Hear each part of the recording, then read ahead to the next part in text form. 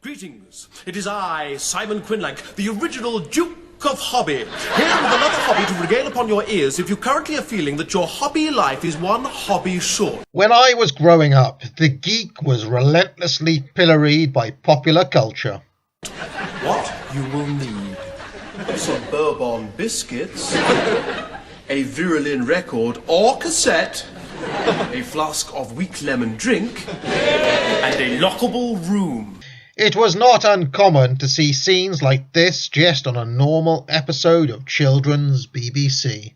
Yes, and as you can see, it is time once again to meet the anorak. I'm back! Hello, Zoe, it's so nice to meet you. Yes, the man who knows everything there is to know about children's BBC. And we know lots about you. Norma and I are big fans. We've watched you on The Ozone, Playdays.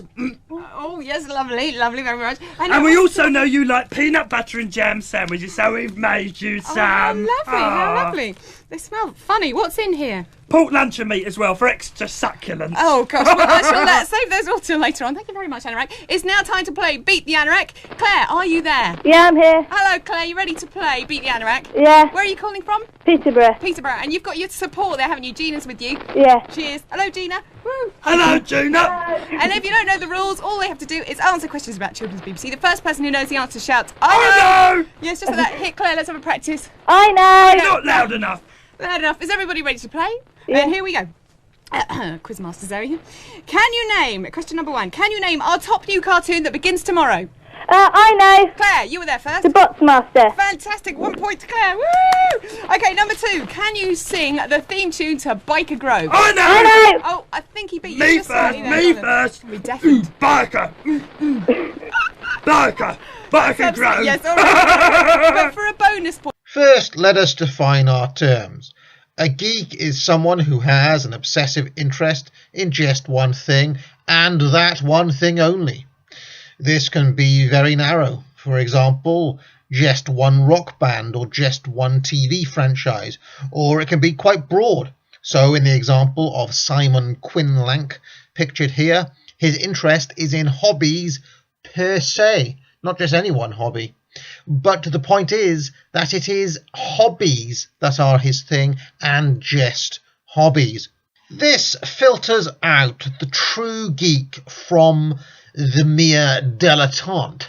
For example, dear viewer, it may surprise some of you that I have some geeky tendencies, but alas, I am denied the rank of true geek because of my incessant ranging and my dilettantism. I cannot just stick to one thing, to one sphere.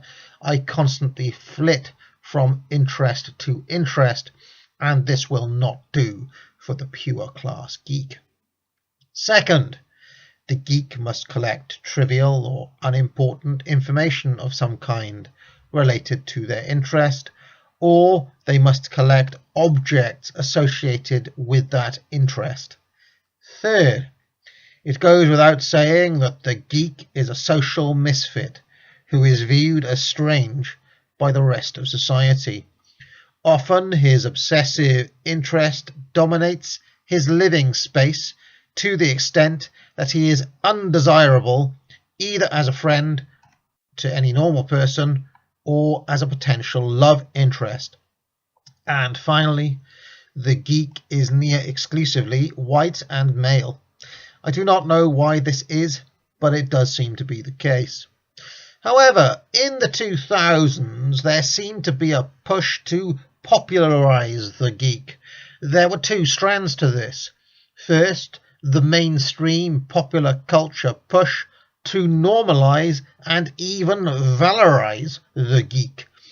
The Matt Smith Doctor Who, Ben Whishaw as Q in the James Bond films, real-life geeks like Mark Zuckerberg glorified in Hollywood films by a new breed of actor, such as Jesse Eisenberg, who specialized in playing nothing but geeky, yet somehow quirky and quote-unquote lovable characters in a string of shite rom-coms. And this trend reached the point where young women would wear clothing such as this openly to declare their proud geek status, no longer forced to live in the closet of social unacceptability.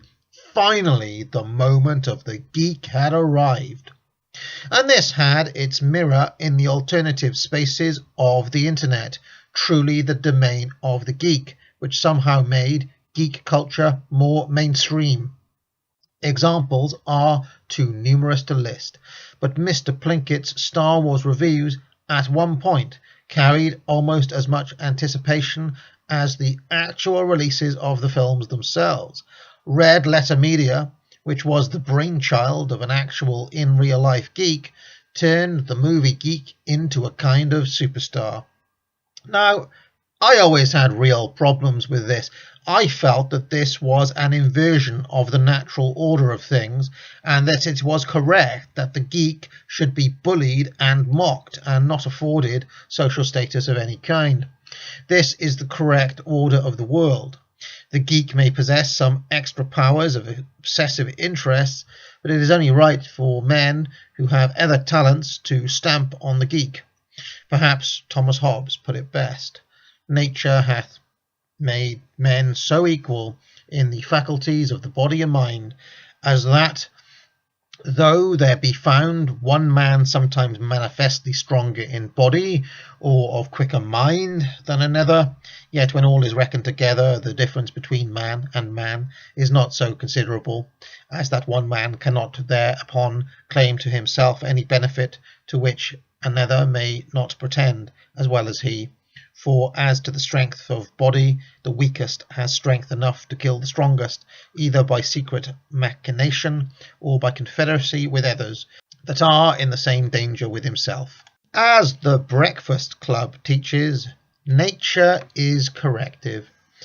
It is only correct that the chap on the right here, who will likely and rightly end up out-earning everyone else in this picture, is solidly ignored by the two women who, despite their pretensions, are attracted by the jock and the bad boy and repelled by the geek.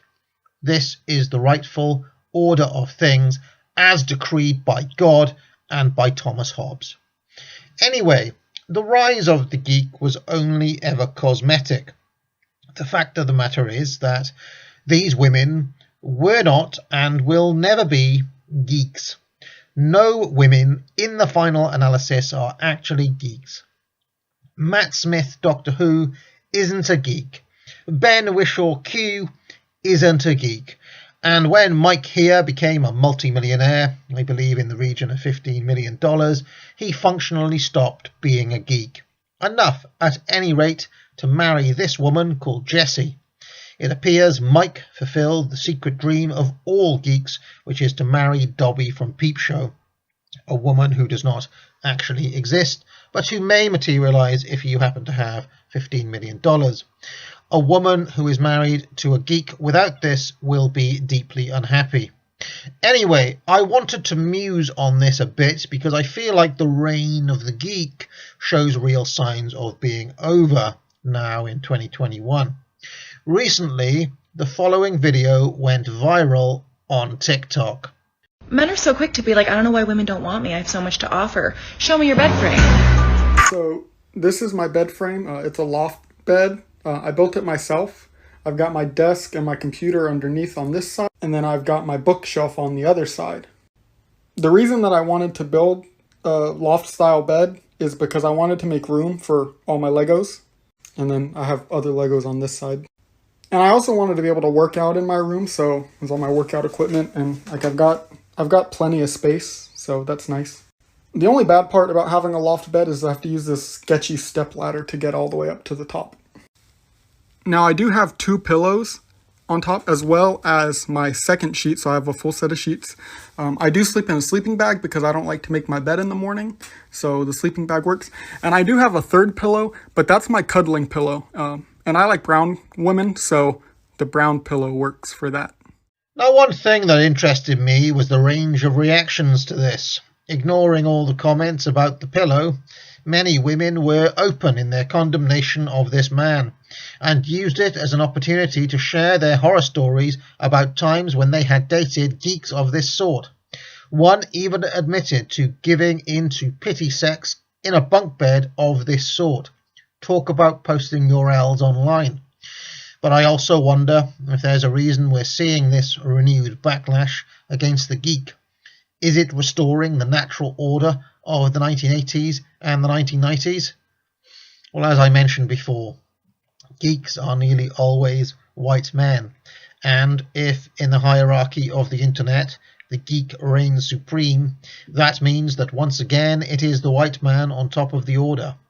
Geek culture, by its nature, cannot be inclusive. It takes thousands of hours of obsession to attain the ranks of geek mastery. It's not as simple as just putting on a t-shirt and declaring yourself a geek.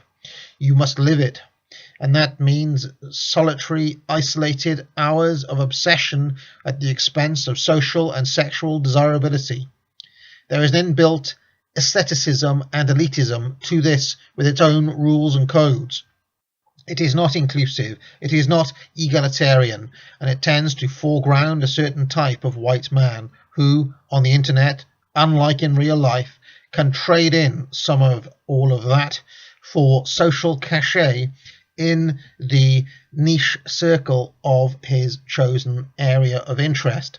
Therefore, I expect to see more efforts to dethrone the geek along the lines of this TikTok video soon. It is quite literally a hidden vestige of patriarchy and so-called white supremacy that is still at large in many dark corners of the internet. Sorry, geeks, you had a good innings, but your time is over. If you like Academic Agent's content on this channel, sign up for a course on the Academic Agency. He's now offering Foundations of Economics. Click the link in the show description and level up your econ knowledge.